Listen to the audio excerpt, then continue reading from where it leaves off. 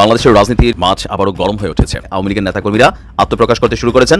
কোথাও তারা বিএনপির সাথে সংঘর্ষ জড়িয়ে যাচ্ছেন। আওয়ামী লীগ পাল্টা কাউন্টার করতে এই মুহূর্তে তারা শক্ত মেন্টালিটিতে আছে। খেলা হবে প্রত্যেকটা জিনিসের কড়াই গন্ডায় হিসাব নিকাশ আওয়ামী লীগ আজ হোক কাল হোক নেবে। এটা সরকারকে কিন্তু একটা আলটিমেটাম দেওয়া হচ্ছে। হবিগঞ্জে পুলিশের পর এবার আওয়ামী লীগের নেতাকর্মীদের সাথে ব্যাপক সংঘর্ষ হলো বিএনপি নেতাকর্মীদের। বিকেলে শহরের শায়েস্তানগর এলাকায় সংঘর্ষে জড়ায় দুপক্ষই এতে আহত হয়েছেন অর্ধশত মানুষ। আওয়ামী লীগ আক্রমণ করেছে, পুলিশ কিন্তু ধীরে ধীরে রাস্তা খালি করে তারা এগিয়ে চলছে। অন্যদিকে আমরা দেখছি নিষিদ্ধ ছাত্রলীগ আওয়ামী লীগের অন্যান্য যে সংগঠনগুলো রয়েছে সেই সংগঠনের সদস্যরা তারা কিন্তু এখানে পুলিশকে দিয়ে তারা ধাওয়া দিচ্ছে, ইট পাটকেল নিক্ষেপ করছে। নেমে গেছি গোপালগঞ্জের সারা দেশে যাওয়ার জন্য রেডি আমরা। গোপালগঞ্জ ছাত্রলীগ যুবলীগ আওয়ামী লীগ নেমে গেছি আমরা রাজপথে শেখ হাসিনাকে উদ্ধার করার জন্য। আওয়ামী লীগ বর্তমানে যে আন্দোলন শুরু করেছে এতে ডক্টর ইউনূসের পতন সুনিশ্চিত। এখন সকল কিছু চলতেছে ট্রেলার, পিকচার এখনো বাকি আছে। কি ধরনের পিকচার হয় সেটা দেখার পরে বুঝতে পারবেন ফ্লপ নাকি ব্লকবাস্টার নাকি ইন্ডাস্ট্রি হিট। একদিনের মধ্যে সকল কিছু উলটপালট হয়ে যেতে পারে। যারা এই দেশটা ধ্বংসের পিছনে কারিগর আছেন তাদের কারো পিঠের চামড়া থাকবে না, কেউ নিস্তার পাবেন না। আওয়ামী লীগ এখন আহত বাঘ, আওয়ামী লীগ এখন পিছপা নিচ্ছে, আক্রমণের প্রস্তুতি গ্রহণ করছে। প্রথমবারের মতো সরাসরি রাজনৈতিক কর্মসূচিতে উপস্থিত হওয়ার ঘোষণা দিয়েছেন শেখ হাসিনার ছেলে সজীব ওয়াজেদ জয়। আগামী দিনের আওয়ামী লীগের ভার শেখ হাসিনা ছেলের কাঁধেই দিতে যাচ্ছেন। সেটি হতে পারে প্রকাশ্য কোনো সংবাদ সম্মেলনের মাধ্যমে। প্রশ্ন হলো, নির্বাচনের আগে কি শেখ হাসিনা বা আওয়ামী লীগের পক্ষ থেকে কোনো কর্মসূচি দেওয়া হবে? প্রিয় দর্শক, বাংলাদেশের রাজনৈতিক প্রেক্ষাপট ও সার্বিক পরিস্থিতির কিছু ভিডিও নিয়ে আপনাদের সামনে হাজির হয়েছি, যার কিছু অংশবিশেষ আপনারা ইতিমধ্যেই দেখে ফেলেছেন এবং এই অংশবিশেষ দেখার মাধ্যমে আপনারা বুঝতে পেরে গেছেন যে আজকের ভিডিওটা কতটা গুরুত্বপূর্ণ হতে যাচ্ছে। তাই প্রিয় দর্শক, সম্পূর্ণ ভিডিওটি না টেনে দেখলে আপনারা ভিডিওর মূল বিষয়টি বুঝতে পারবেন। আমি আর বেশি কথা বাড়াবো না, তবে যারা চ্যানেলটিতে নতুন তারা সাবস্ক্রাইব করে পাশে থাকা বেল আইকনটি বাজিয়ে দিবেন, আর যারা ইতিমধ্যেই সাবস্ক্রাইব করে রেখেছেন তাদেরকে অসংখ্য ধন্যবাদ। তো চলুন একটি লাইক দিয়ে ধারাবাহিকভাবে সম্পূর্ণ ভিডিওর বিস্তারিত আলোচনা দেখে আসি। হবিগঞ্জে পুলিশের পর এবার আওয়ামী লীগের নেতাকর্মীদের সাথে ব্যাপক সংঘর্ষ হলো বিএনপি নেতাকর্মীদের। বিকেলে শহরের শায়েস্তানগর এলাকায় সংঘর্ষে জড়ায় দুপক্ষই এতে আহত হয়েছেন অর্ধশত মানুষ। আওয়ামী লীগ আক্রমণ করেছে, পুলিশ কিন্তু ধীরে ধীরে রাস্তা খালি করে তারা এগিয়ে চলছে। অন্যদিকে আমরা দেখছি নিষিদ্ধ ছাত্রলীগ আওয়ামী লীগের অন্যান্য যে সংগঠনগুলো রয়েছে সেই সংগঠনের সদস্যরা তারা কিন্তু এখানে পুলিশকে দিয়ে তারা ধাওয়া দিচ্ছে, ইট পাটকেল নিক্ষেপ করছে। শেখ হাসিনাকে হত্যার মধ্য দিয়ে পুরো পাকিস্তানের পতাকা উড়াতে চায়।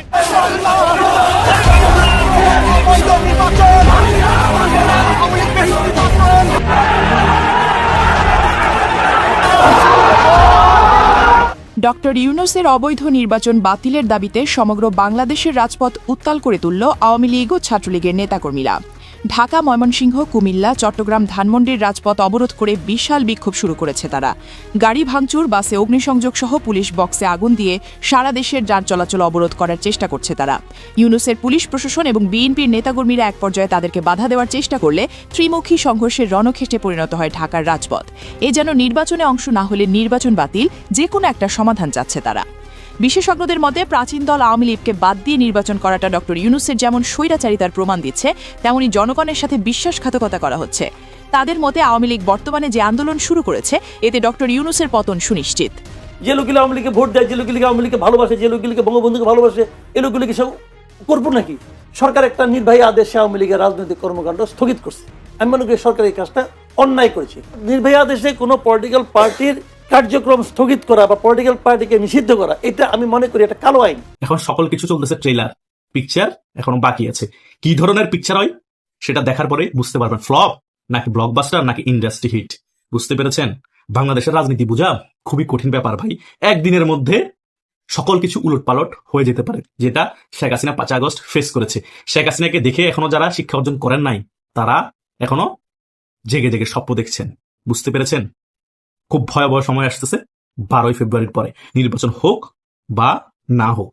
যারা এই দেশটা ধ্বংসের পিছনে কারিগর আছেন তাদের কারো পিঠের চামড়া থাকবে না, কেউ নিস্তার পাবেন না। বিএনপি ক্ষমতায় আসুক বা নির্বাচন হোক বা নির্বাচন না হোক, খেলা তো ফাইনাল। আওয়ামী লীগ চুপ আছে মানে ভয়ে চুপ নাই।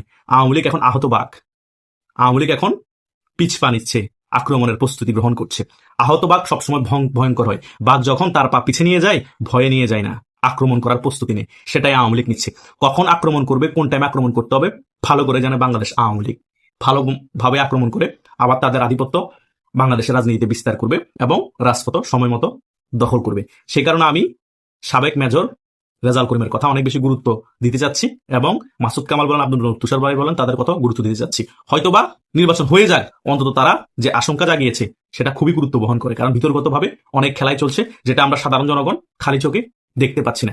তখনই আমরা বুঝতে পারবো যখন 12 তারিখে নির্বাচন হবে না। আর হয়ে গেলে তো এই যেগুলো এখন বিশ্লেষণ করা হয়েছে, মেজর রেজাল করিম, আব্দুল তুষার, মাসুদ কামাল আর অন্যান্য বক্তারা যেভাবে নিয়ে বলার চেষ্টা করা হয়েছে, সেগুলোর কথা একেবারে বিলীন হয়ে যাবে নির্বাচন হয়ে গেলে। তাই নির্বাচন হওয়ার আগ পর্যন্ত আমাদের আশঙ্কা রাখতে হবে যারা মুক্তিযুদ্ধের পক্ষের শক্তি তারা এই সকল বিষয়কে গুরুত্ব দিতেই হবে। কারণ বাংলাদেশে একদিনের ব্যবধান অনেক কিছু ঘটে যেতে পারে, এটা আমরা অতীতের ইতিহাস থেকেই বুঝতে পারি। নোবেল বিজয়ী অধ্যাপক ইউনূসের নেতৃত্বাধীন অন্তর্বর্তীকালীন সরকার বাংলাদেশের ত্রয়োদশ জাতীয় সংসদ নির্বাচন ও গণভোট অনুষ্ঠানের ঘোষণা দিলেও দেশটির প্রাচীনতম দল আওয়ামী লীগকে এই প্রক্রিয়া থেকে বাইরে রাখা হয়েছে। সন্ত্রাসবিরোধী আইনের অধীনে দলটির রাজনৈতিক কার্যক্রম সাময়িকভাবে নিষিদ্ধ করার ফলে তারা এবারের নির্বাচনে অংশ নিতে পারছে না। দেশীয় ও আন্তর্জাতিক নানা মহল থেকে এ নিয়ে উদ্বেগ জানালেও অন্তর্বর্তী সরকার আপাতত নিজেদের সিদ্ধান্তেই অটল। অনেকে মনে করেন আওয়ামী লীগের মতো একটি বিশাল জনভিত্তি সম্পন্ন দলকে বাইরে রেখে একটি অংশগ্রহণমূলক এবং গ্রহণযোগ্য নির্বাচন আয়োজন করা অন্তর্বর্তীকালীন সরকারের জন্য যেমন চ্যালেঞ্জের, তেমনি বিরোধী শিবিরের দলগুলোর জন্য এটি এক বিশাল সুযোগের দুয়ার খুলে দিয়েছে। বিশেষ করে বিএনপি এবং জামাত ইসলামী বর্তমানে আওয়ামী লীগের ভোট ব্যাংকে নিজেদের পক্ষে টানার জন্য উঠে পড়ে লেগেছে। কয়েকদিন আগেও যাদের মুখে আওয়ামী লীগ বিরোধিতার জয়গান ছিল, তারা এখন আওয়ামী লীগের সাপোর্টারদের অভয় দিচ্ছেন। 2024 সালে 5 আগস্টের পর থেকে দলটির অধিকাংশ নেতা হয় কারাবন্দী নয়তো আত্মগোপনে রয়েছেন, আর সভানেত্রী শেখ হাসিনা দিল্লি থেকে দলের রাজনৈতিক নিয়ন্ত্রণ নিজের হাতে রেখেছেন।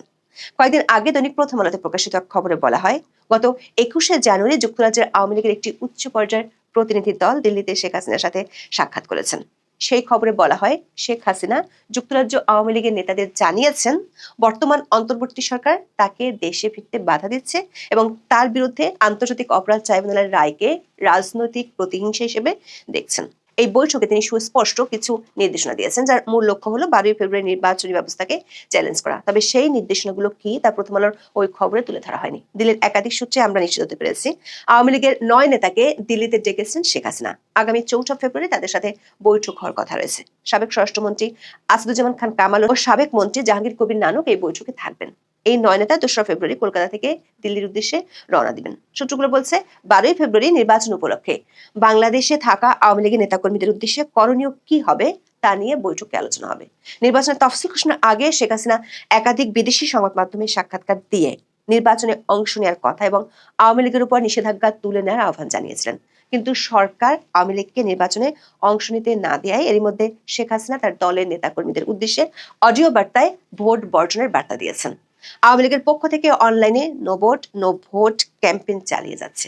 দলটির একাধিক সূত্র বলছে, দলের হাই কমান্ড থেকে এমন বার্তা পেলেও বাংলাদেশের তৃণমূল পর্যায়ে পরিস্থিতি অনেক ভিন্ন। দেশে থাকা অনেক নেতাকর্মী সহ সংখ্যালঘু অনেক ভোটারকে আতঙ্কের মধ্যে থাকতে হচ্ছে। সেক্ষেত্রে তারা যদি ভোট দিতে কেন্দ্রে না যায়, তাহলে নির্বাচন পরবর্তী সময় তাদের উপর জুলুম নির্যাতন হতে পারে। এই মুহূর্তে আওয়ামী লীগের ভোটারদের কনভিন্স করতে বিএনপি এবং জামাত দুই দলই আদা জল খেয়ে নেমেছে। সে কারণে ঘোষণা দিয়ে ভোট কেন্দ্রে অনুপস্থিত থাকা অনেক আওয়ামী লীগ সমর্থকদের পক্ষে প্রায় অসম্ভব হতে পারে। আবার আওয়ামী লীগের সমর্থকরা ভোট দিতে না গেলে না ভোটের পক্ষে রায় কম করতে পারে, এমন আশঙ্কাও আছে দলটির ভিতরে। আওয়ামী লীগের সূত্রগুলো বলছে, দলের নেতারা 4 ফেব্রুয়ারি বৈঠকে বিষয়টি শেখ হাসিনার সাথে আলোচনা করবেন। সেক্ষেত্রে ভোট কেন্দ্রে যেতে বাধ্য হওয়া নেতাকর্মী ও সমর্থকদের কৌশল কি হবে সেটিও ঠিক করা হবে দলটির পক্ষ থেকে। দিল্লির একাধিক সূত্র বলছে, শেখ হাসিনার 4 ফেব্রুয়ারি বৈঠক করলেও চূড়ান্ত সিদ্ধান্ত আসতে আরো 2-1 দিন সময় লাগতে পারে। 4 ফেব্রুয়ারি মার্কিন যুক্তরাষ্ট্র সফরে যাবেন ভারতের পররাষ্ট্রমন্ত্রী এস জয়শঙ্কর। ভারতের পররাষ্ট্র মন্ত্রণালয়ের সূত্রে বিষয়টি নিশ্চিত হওয়া গেছে। এটি হবে ট্রাম্প প্রশাসনের নতুন পররাষ্ট্রমন্ত্রী মার্কো রুবিওর সাথে তার প্রথম আনুষ্ঠানিক সাক্ষাৎ। এই সফরের আনুষ্ঠানিক মূল এজেন্ডা হলো ক্রিটিক্যাল মিনারেলস মিনিস্ট্রিয়াল বা গুরুত্বপূর্ণ খনিজ সম্পদ বিষয়ক বৈঠক। তবে এর আড়ালে বাংলাদেশের রাজনৈতিক সংকট হবে অন্যতম প্রধান আলোচনার বিষয়। জয়শঙ্কর ওয়াশিংটনে মার্কো রুবিওর কাছে বাংলাদেশের বর্তমান অন্তর্বর্তীকালীন সরকারের কর্মকাণ্ড এবং 12 ফেব্রুয়ারি নির্বাচনের গ্রহণযোগ্যতা নিয়ে ভারতের উদ্বেগের কথা তুলে ধরতে পারেন, এমন ইঙ্গিত পাওয়া গেছে দিল্লিতে মার্কিন রাষ্ট্রদূত এবং ট্রাম্পের বিশেষ দূত সার্জিও গোরের সাথে এস জয়শঙ্করের বৈঠকের পর। গত 29শে জানুয়ারি নয়াদিল্লিতে এই বৈঠকটি অনুষ্ঠিত হয়। বৈঠক পরবর্তী টুইট এবং বিবরণে প্রতিরক্ষা, বাণিজ্য এবং খনিজ সম্পদের কথা উল্লেখ থাকলেও কূটনৈতিক সূত্রগুলো নিশ্চিত করেছে দক্ষিণ এশিয়ার আঞ্চলিক নিরাপত্তা এবং বিশেষ করে বাংলাদেশের আসন্ন নির্বাচন নিয়ে সেখানে বিস্তারিত আলাপ হয়েছে। জয়শঙ্কর সার্জিওগোরকে এই বার্তা দিয়েছেন, বাংলাদেশের চরমপন্থী শক্তির উত্থান ঠেকাতে একটি স্থিতিশীল গণতান্ত্রিক প্রক্রিয়া প্রয়োজন, যেখানে সকল পক্ষের অবস্থান নিশ্চিত হয়। ট্রাম্প প্রশাসনের সংখ্যালঘু সুরক্ষার প্রতি আগ্রহ এবং বাংলাদেশে হিন্দুদের উপর কথিত হামলার বিষয়গুলো এই আলোচনায় স্থান পেয়েছে। সূত্রগুলো বলছে, জয়শঙ্কর ভারতে ফেরার পর শেখ হাসিনা ইস্যুতে এমন কিছু সিদ্ধান্ত নিতে দেখা যেতে পারে যেগুলো গত 18 মাসে দেখা যায়নি। সংশ্লিষ্টদের ধারণা, যুক্তরাষ্ট্র ভারতের সমীকরণ এক বিন্দুতে পৌঁছালে শেখ হাসিনা প্রথমবারের মতো প্রেসের মুখোমুখি হতে পারেন। যদি 12ই ফেব্রুয়ারি বাংলাদেশে নির্বাচন হয়, তাহলে সেটি হয়তো নির্বাচনের পরপরই হতে পারে। পাশাপাশি ভারতে থাকা আওয়ামী লীগের নেতাদের বাংলাদেশে ফিরে রাজনীতিতে সক্রিয় হওয়ার নির্দেশনাও দেওয়া হতে পারে। এরই মধ্যে প্রথমবারের মতো সরাসরি রাজনৈতিক কর্মসূচিতে উপস্থিত হওয়ার ঘোষণা দিয়েছেন শেখ হাসিনার ছেলে সজীব ওয়াজেদ জয়। ভারতের কলকাতায় সত্যজিৎ রায় মিলনায়তনে সোমবার বিকেল 4:30টায় একটি বইয়ের মোড়ক উন্মোচন উপলক্ষে তার বক্তব্য দেওয়ার কথা রয়েছে। সাবেক সংসদ সদস্য স্বপন দাশগুপ্তের সঞ্চালনায় সোমবার যে অনুষ্ঠানে জয়ের বক্তব্য দেওয়ার কথা রয়েছে, সেখানে ভারতের একাধিক রাজনৈতিক নেতাও অংশ নেবেন বলে আয়োজকরা জানিয়েছেন। 2024 সালের 5ই আগস্ট শেখ হাসিনা ভারতে আশ্রয় নেওয়ার পর গণমাধ্যম ও সোশ্যাল মিডিয়ায় সক্রিয় উপস্থিতি থাকলেও আওয়ামী লীগের কর্মসূচিতে সজীব ওয়াজেদকে সেভাবে দেখা যায়নি। আন্দোলনের মুখে আওয়ামী লীগ সভানেত্রী শেখ হাসিনা এর মধ্যে ভারতে আশ্রয় নিয়ে দেশের রাজনীতির মাঠে অনুপস্থিত। গত হয়েছেন বিএনপি চেয়ারপারসন খালেদা জিয়াও। অবস্থায় লন্ডনে নির্বাসিত জীবনের ইতি টেনে দৃশ্যপটে খালেদা জিয়ার ছেলে তারেক রহমান হাজির হলেও আওয়ামী লীগের পক্ষ থেকে এমন কাউকে এখনো দেখা যায়নি। সাম্প্রতিক সময় আন্তর্জাতিক গণমাধ্যমের বেশ কয়েকটি সাক্ষাৎকারে দলের বিরুদ্ধে ওঠা নানা অভিযোগ খণ্ডন করে ইতিমধ্যে আওয়ামী লীগের মুখপাত্র হয়ে উঠেছেন সজীব ওয়াজেদ জয়। জল্পনা কল্পনা রয়েছে, আগামী দিনের আওয়ামী লীগের ভার শেখ হাসিনা ছেলের কাঁধেই দিতে যাচ্ছেন। সেটি হতে পারে প্রকাশ্য কোনো সংবাদ সম্মেলনের মাধ্যমে, তবে সবকিছু নির্ভর করছে অনেক যদি ও কিন্তুর উপরে। বিশেষ করে আন্তর্জাতিক শক্তিগুলোর নানা সমীকরণ কতটা দ্রুত এক বিন্দুতে পৌঁছাতে পারে তার উপর। সেটি হলে খুব শিগগিরই বেশ কিছু নাটকীয়তা অপেক্ষা করছে বাংলাদেশের রাজনীতিতে। আওয়ামী লীগ এদেশে কমপক্ষেও 50% ভোটারের আস্থা অর্জন করে চলে, এটা তাদের জানতে হবে। আর এই মানুষগুলিকে ইলেকশনে অংশগ্রহণ করতে তো দেবেই না, আবার তারা যে কাজ করবে সে সুযোগও নাই। প্রতিদিন এমন কোনো দিন নাই আওয়ামী লীগের নেতাকর্মী বা ছাত্রলীগ সহযোগী সংগঠনের নেতাকর্মীকে গ্রেপ্তার করছে না। প্রতিদিন গ্রেপ্তার করছে, আর তাদের লাশ ভেসে বেড়াচ্ছে। এই কয়েকদিন আগেও লক্ষ্মীপুরে আমাদের ছাত্রলীগের এক ছেলে, 10 দিন পরে তার লাশ পাওয়া গেল নদীতে ভেসে আসা। প্রায় 10,000 উপর আওয়ামী লীগ নেতা কর্মীকে গুম, খুন, হত্যা, নির্যাতন করেছে। এটা তো বাস্তব। আপনার যার ইউনিয়নে বা ওয়ার্ডে কতজন মানুষের ঘরবাড়ি এবং এই সমস্ত জীবন জীবিকার পথ বন্ধ করে সব ধ্বংস করেছে, সেই তালিকাটা বের করে যার ফেসবুকে দিয়ে দেন, ইউটিউবে দিয়ে দেন, দেওয়া দরকার। সবাই মানুষের দেখা উচিত যে ইউনূস কী সংস্কার করছে। সংস্কার হচ্ছে তার অর্থনীতি ধ্বংস করা, সংস্কার হচ্ছে জনগণের নিরাপত্তা কেড়ে নেওয়া, সংস্কার হচ্ছে সংখ্যালঘুদের উপরে পাশবিক অত্যাচার, নির্যাতন, লুটপাট করা, তার সংস্কার হচ্ছে মানুষকে দারিদ্র্যের পথে নামিয়ে দিয়ে তার রাজত্ব করা। আর সবচেয়ে বড় সংস্কার একটা করে ফেললো, আপনারা দেখেন, আপনারা জানেন T20-তে আমাদের ক্রিকেট খেলতে পারবে না। ক্রিকেট টিম আর T20 বিশ্বকাপে খেলার সুযোগটা হারিয়েছে, অথচ বাংলাদেশ ম্যাচ খেলবে, বাংলাদেশ আন্তর্জাতিক পর্যায়ে এই ক্রিকেট খেলবে, সেটা তো আমি ক্ষমতায় থাকতে নিয়ে গিয়েছিলাম। আজকে কি কারণে আমাদের এই যুব সমাজটাকে ধ্বংস করে দিল? কি কারণে আমার ক্রিকেট আন্তর্জাতিক ক্ষেত্রে তারা যেতে পারবে না?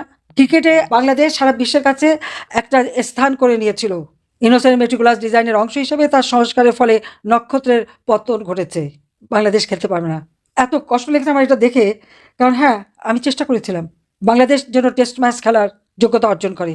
অস্ট্রেলিয়াতে গিয়েছি, তাদের ক্রিকেট একাডেমিতে দেখেছি, আমাদের ছেলেদের ট্রেনিংয়ের ব্যবস্থা করেছি, সব রকমের সহযোগিতা করেছি। আওয়ামী লীগ ছাত্রলীগ ব্যান করেছে, অবৈধভাবে ক্ষমতা দখলকারী ইউনূস ডাকাতি করে ক্ষমতা নিয়েছে। তার কি রাইট আছে বাংলাদেশ আওয়ামী লীগ বা ছাত্রলীগ বা আমাদের সংগঠনকে সে ব্যান করে, আমাদের ইলেকশন করতে দেবে না? তাহলে এটা কোন ধরনের ইলেকশন হলো? যদি আমার 50% মানুষেরই যদি ইলেকশনে অংশগ্রহণ করার সুযোগ না থাকে, আর প্রতিনিয়ত ইলেকশন ঘোষণা দিয়েও এখন আমার নেতাকর্মীকে গ্রেপ্তার করতে থাকে, তো ওটা কিসের ইলেকশন? সরকারি কর্মচারীদের উপর নির্দেশ সব জায়গায় হ্যাঁ ভোট নেওয়া, এটা তো সরকারি কর্মচারী আইন লঙ্ঘন করা। যদি তাদের উপর যে সমস্ত নির্দেশ সেগুলি লঙ্ঘন করে যাচ্ছে, আবার একজন বলে ফেলেন না এতে কোনো ওরা কি ক্ষতি হয় না। কেন ক্ষতি হবে না? যে আজকে আমাদের প্রত্যেকটা দেশের মানুষের চরম একটা দুঃসময়, গণভোটে হ্যাঁ পক্ষে ভোট দিতেই হবে। সেখানে সরকারি কর্মচারী, পুলিশ, এমনকি সেনাবাহিনী, সশস্ত্র বাহিনী, বিজিবি সবাইকে কাজে লাগাচ্ছে। তাহলে আবার ভোটের দরকারটা কি? আপনি হ্যাঁ হ্যাঁ করে চাচাই দেন, ওটা হ্যাঁ হ্যাঁ হয়ে যাবে, কারণ নায়ের তো আর সুযোগ নাই। না কে বলতে যাবে? ভোট কেন্দ্রে যেই যাবে মব হবে, অর্থাৎ তাদের মারা হবে, অত্যাচার করা হবে। কাজে আমাদের যারা ওই ভোট, যে ভোটে আওয়ামী লীগ অংশগ্রহণ করতে পারবে না, সেখানে আমাদের যারা ভোটার তাদের তো বা সমর্থক তাদের তো ভোট দিতে যাওয়ার দরকার নেই, তারা কেউ ভোট দিতে যাবে না, গেলেই তো অপমানিত করবে, গেলেই তো তাদেরকে হাত তুলবে, মারবে, ধরবে, অত্যাচার করবে এবং বাড়ি বাড়ি যে ধমক দিচ্ছে। ভোট কেন্দ্রেও যেতে হবে, তাদের চোখের সামনে ভোট দিতে হবে। তো দরকারটাকে নিজেরাই দিয়ে নেন, প্রবাসের থেকে ভোট অলরেডি সিল মেরে চলে আসতেছে, এই তো অবস্থা। তো এই অবস্থা থেকে দেশকে মুক্ত করতেই হবে, দেশের মানুষকে বাঁচাতে হবে, তার জন্য সকলকে ঐক্যবদ্ধ থাকতে হবে। এখন সবথেকে এটাই প্রয়োজন, ঐক্যবদ্ধ থাকা। যারা আজকে এই ইউনুসের সেই মেটিকুলাস ডিজাইনের পরিকল্পিত নির্বাচন করে, তারা কারা? হয় ওই অপরাধী, জঙ্গি, সন্ত্রাসী, যুদ্ধাপরাধী, 10 লাখ অস্ত্র চোরা কারবারি, গ্রেনেড হামলাকারী, এরাই ইলেকশন করবে। এরাই হচ্ছে এখন একেবারে ধোয়া তুলসী পাতা হয়ে গেছে, তারা এখন সব থেকে ভালো মানুষ। আর আওয়ামী লীগ যে বাংলাদেশের স্বাধীনতা এনে দিল, মাতৃভাষায় কথা বলার অধিকার, বাংলাদেশের আর্থসামাজিক উন্নতি করা, ঘরে ঘরে বিদ্যুৎ দেওয়া, চিকিৎসা সেবা দেওয়া, লেখাপড়ার ব্যবস্থা করা, বিনামূল্যে বই দেওয়া, বৃত্তি প্রবৃত্তি দিয়ে মানুষের জীবনমান উন্নত করা, প্রত্যেকটা মানুষের কুড়িয়ে ঘরের থেকে সেই টিনের ঘর, দালান কোঠা করে দেওয়া, চাকরির ব্যবস্থা, কর্মসংস্থান ব্যবস্থা, ব্যবসা বাণিজ্য, ডিজিটাল বাংলাদেশ, প্রায় 8200 প্রকারের সেবা প্রদান করা, এসবই আওয়ামী লীগের করা। একটা ইউনিয়ন পর্যায় পর্যন্ত আওয়ামী লীগ উন্নতি করেছে, এর কোনো মূল্য নেই, সব ধ্বংস করে দিচ্ছে। কাজে ধ্বংসের হাত থেকে দেশকে বাঁচাতে হলে সবাইকে ঐক্যবদ্ধ হয়ে প্রতিরোধ গড়ে তুলতে হবে। কাজে সবাই সেইভাবেই ঐক্যবদ্ধ হন, ইনশাআল্লাহ জনতার জয় হবে। এটা হয়তো কিছুদিনের ব্যাপার, কিন্তু এর প্রতিকার আমরা করবোই। নিয়ে গেছে। সম্পূর্ণ ভিডিওটি দেখার জন্য আপনাকে অসংখ্য ধন্যবাদ। ভিডিওটি দেখার মাধ্যমে আপনি কি উপলব্ধি করতে পারলেন তা কমেন্টের মাধ্যমে জানান। আজকের মতো এ পর্যন্তই। ভালো থাকবেন, সুস্থ থাকবেন, আল্লাহ হাফেজ।